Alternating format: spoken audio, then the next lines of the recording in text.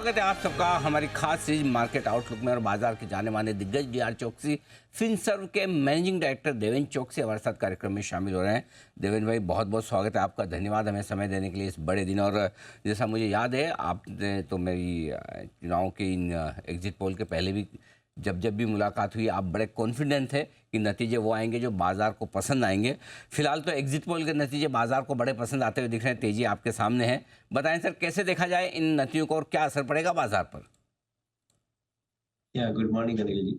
Well, I think एक चीज इसके अंदर बहुत कंक्लूसिव है कि अगले 5 साल के अंदर गवर्नमेंट को जो हिसाब से इकोनॉमी के अंदर ग्रोथ लाना है, उसके लिए जो जो जगह पे हर्डल है वो हर्डल रिमूव होने चाहिए। अगर पार्लियामेंट की फंक्शनिंग स्मूथ नहीं होती है तो पार्लियामेंट के अंदर मेजोरिटी होनी चाहिए। अगर पॉलिसी की फंक्शनिंग क्लियर नहीं है तो पॉलिसी नहीं आनी चाहिए, फोकस नया बनना चाहिए।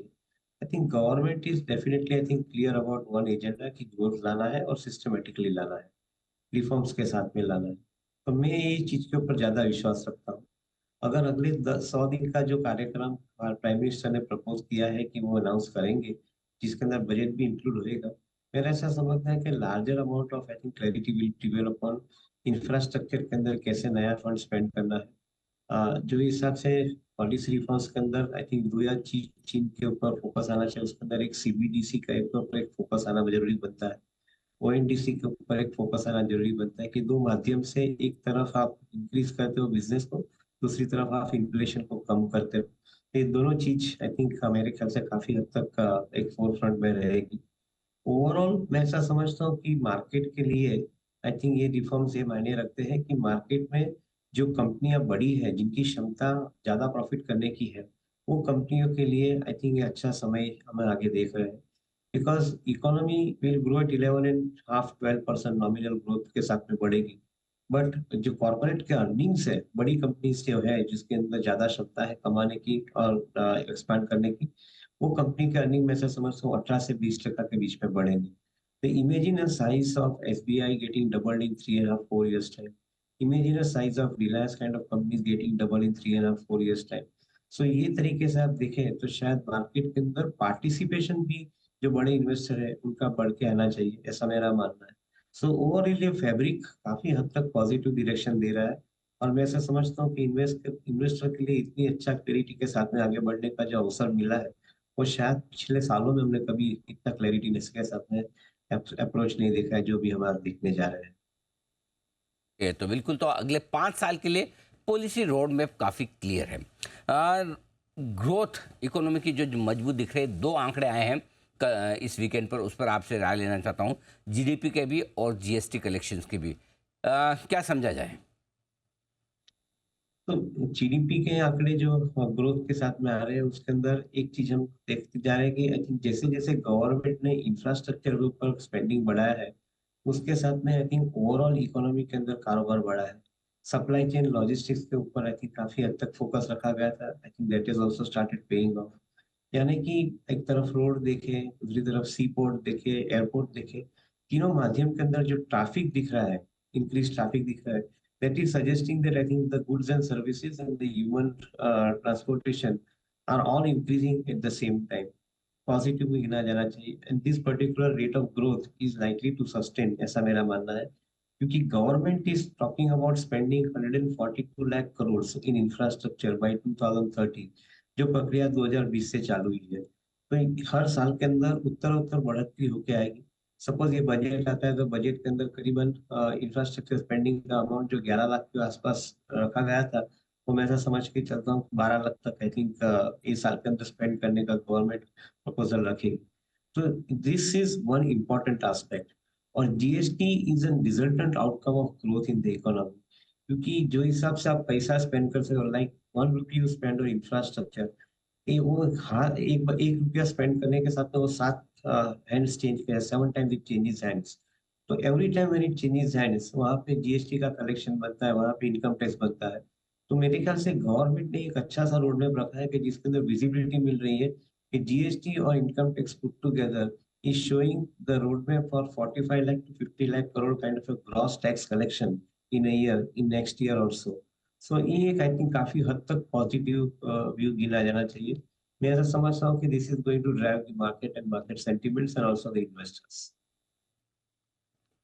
ओके, तो ये एक बहुत बढ़िया बात है जो इकोनॉमी के आंकड़ों में दिख रही है बाजार के लिए।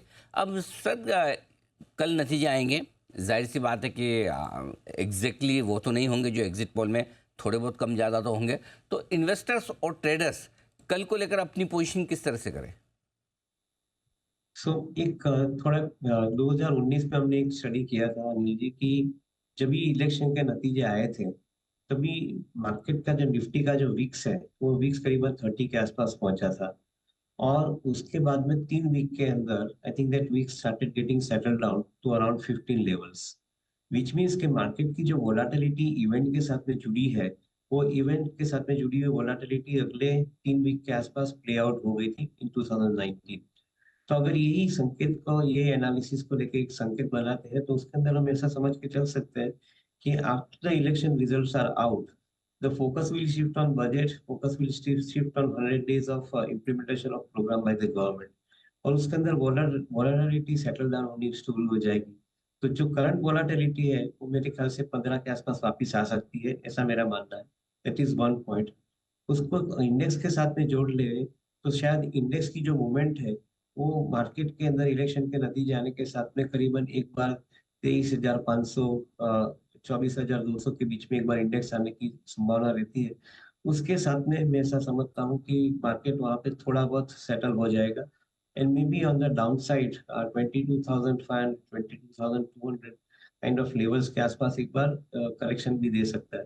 तो ये जो एक रेंज बनी है 22,200 500, ऊपर में करीबन 23,800 24,200, ये जो रेंज बनी है वो रेंज के अंदर मार्केट शायद अगले फ्यू मंथ्स के अंदर ट्रेड कर सकता है। Okay, perfect. तो ये राय आपके लिए आती है।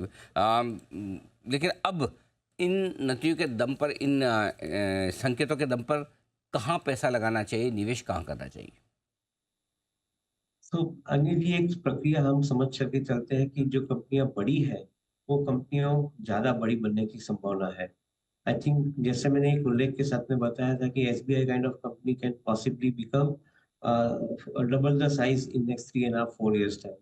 Similar could be a situation with many other large companies, including companies like Reliance, including many other banking companies, or for that matter manufacturing sector के अंदर जो कंपनियां हैं उनके अंदर 20% के आसपास का ग्रोथ मैं देखते जा रहा हूँ। तो आई थिंक बड़ी कंपनियां यहाँ से डबल होने की संभावना है।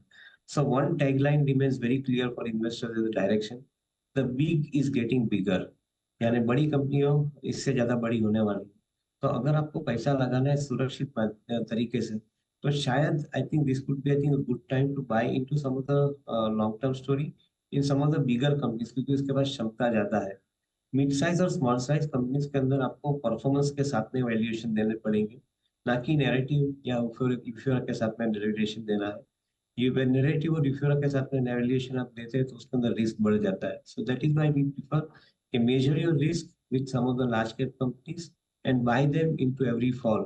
That could be a better approach going forward for next 3 to 5 years. तो ये है आपके लिए राय निवेश करने के लिहाज से आती हुई इस वक्त। रिजल्ट सीजन खत्म हो चुका है। देवन भाई जरा एक बार राय दें आपकी, कहाँ आपको लग रहा है कि नतीजे काफ़ी अच्छे आए हैं जिन सेक्टर्स में, और आगे चलते हुए बढ़िया एक्शन देखने को मिल सकता है? Yes, absolutely. I think manufacturing क्षेत्र के अंदर जो हिसाब से नतीजा आया है, it has possibly surprised many. Be it capital goods segment like ABB, Siemens, Larsen, BHEL, or for that matter, any other companies which are in the ecosystem of these manufacturing players like EMS companies which are on a B2B basis. मैं ऐसा समझता हूँ कि I think they are the ones उसके अंदर आगे के समय के अंदर भी ग्रोथ बना रहेगा। Maybe some of the companies are quoting at a premium valuation, but that apart, I think they are likely to suggest higher amount of growth continuing in these businesses. Second area जहाँ पे हम ज्यादातर convince है वो area है automobile क्षेत्र का, क्योंकि ऑटोमोबाइल क्षेत्र में particularly the commercial vehicle segment के ऊपर हम देखने जा रहे हैं कि I think higher amount of growth बनता है because of higher spending on infrastructure and also on the industry.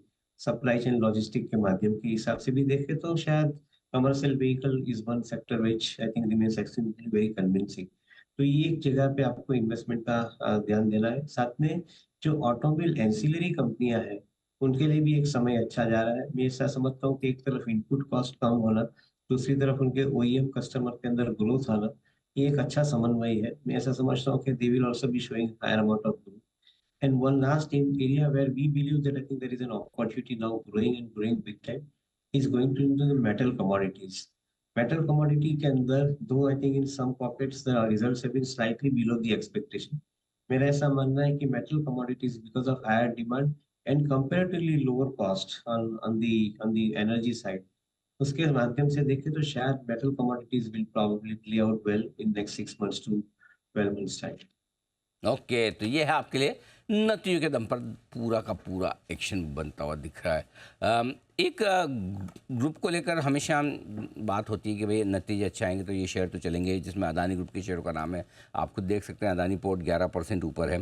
लेकिन क्या एक और ग्रुप है जिस पर राय लेना चाहता हूँ, आदित्य बिरला ग्रुप, जिनके स्टॉक्स में भी आइडिया के फंडिंग प्लान के बाद काफ़ी कुछ एक्शन होता हुआ दिखा है। क्या इस ग्रुप की भी री रेटिंग होने की संभावना है, और यदि हाँ तो देवेंद्र भाई आपको क्या पसंद है? So in a way, it is good thing which is happening कि the group is capitalizing itself. एक तरफ आइडिया के अंदर आप वोडाफोन आइडिया के अंदर आपने फंड्स कलेक्ट करने शुरू किए हैं, दूसरी तरफ नोवालिस के अंदर आप नए फंड्स जुटा रहे हैं, तीसरी तरफ आई थिंक जो रिटेल कारोबार है उसके अंदर भी स्टेक सेल करके आप फंड्स बैलेंस शीट में ला रहे हैं।